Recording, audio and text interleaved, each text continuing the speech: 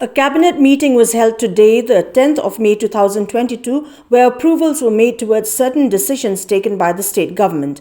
Some of the approvals include the roster system for the implementation of the reservation policy in the government recruitment process, the establishment of a model degree college at Patarkma and the creation of posts for the particular college, and also the approval of the notification on the Meghalaya Human Immunodeficiency Virus and the Acquired Immunodeficiency Syndrome Rules 2022. We'll be, I think tomorrow is the hearing, so let's see how things go. But as I said, the important part was to submit the roster or to clear the roster. So the cabinet has passed the roster system. So now we'll take things forward. And this was, as I said, a very heavy exercise that required a lot of detailed discussion to be done. So we've done that and then we've cleared it. And now let's see now the process will move forward. The roster system is very simple. Roster system requires, as you're aware, that in a roster system there is the reservation policy comes in terms of the number. I mean, I can only explain it when I give an example to you. We had implemented the roster system even for the physically challenged and disabled people, and in that there's a reservation of 4%. So how roster system works is very simple. That only if any recruitment had 25 posts, would one post go to the physically challenged people.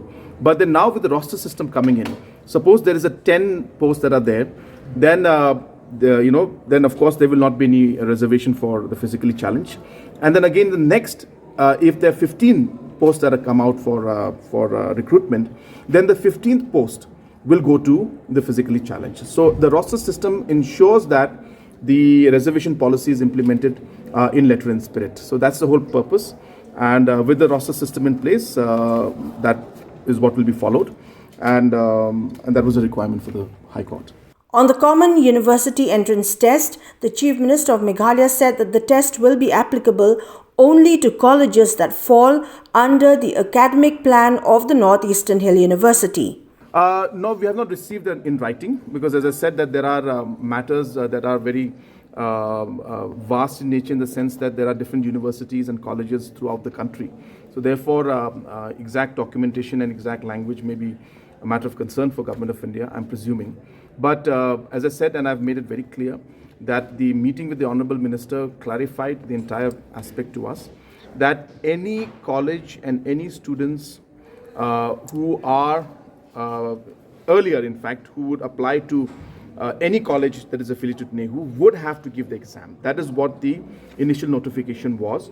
And once we clarified to the minister saying that the different colleges which are affiliated because there is no other university to affiliate, the minister understood the problem and said that, well, in that case, only the colleges which fall under the academic program of NEHU will have to go through the CUET test, and other colleges which are affiliated and only for the sake of affiliation are there with NEHU, the students applying to those colleges will now no longer have to apply or give any kind of examination. So will not have to give the CUET examination.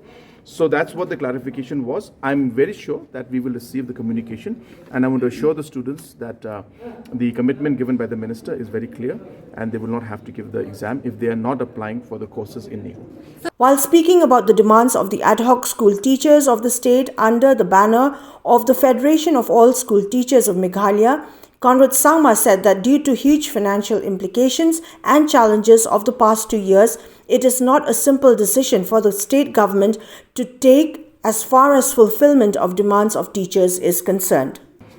See, this is a long pending issue, and it's been there for a very long time. The financial implications are huge, running into hundreds of crores. And therefore, it's not a decision that one can take, especially with the COVID situation we faced, a lot of financial challenges we faced. So keeping all of these factors in mind, the financial implication and the financial challenges is what affects.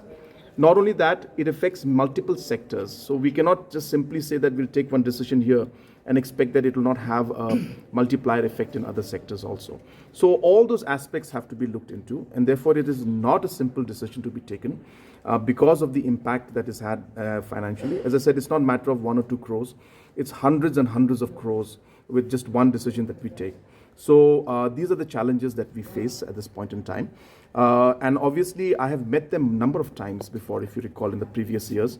And we had the similar and the same discussion that time. I strongly feel that we would like to see something concrete coming up and work out. They've asked the department to look into all the options and what will the way forward. They're preparing some things and they'll be bringing it. I'm told that they have prepared and they've brought it to me. Once I have a meeting with all of the officials and see what the options are, call the finance department and discuss about the financials, see how we can move forward. I will be calling them for discussion and figuring out how to move forward in this.